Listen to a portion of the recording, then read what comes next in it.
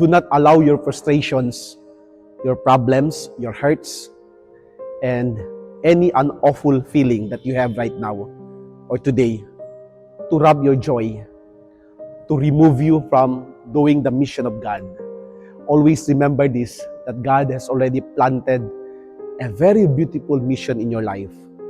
So it's normal that there are people who will bash you, people who don't like you. We cannot please everyone. That's a reality.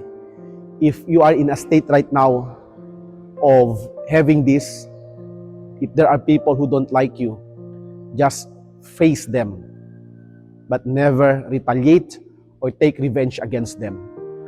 Continue to do good. Allow that goodness in you flow from within and translate that into action. Excel in your ministry. Excel in your field. Excel in your career. That's the best way to take revenge. Because if what you're doing is always good, then don't be afraid. God is with you. Just don't do bad against these people. The Lord reminds you today that you are created with goodness. You are created with a champion of heart. You are created with that beautiful soul. Don't ruin it because of these people, because of the evil ways. Let the goodness of God in us flow over our life. That's the best way to take revenge in life.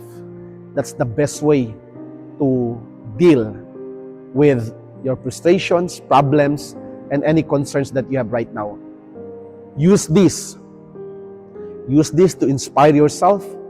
Use your motivation as a stepping stone to be a better person.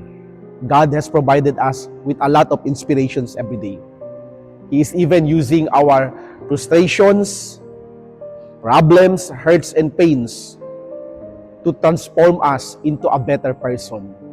You can become a better person. I can become a better person. Just heed always to His call.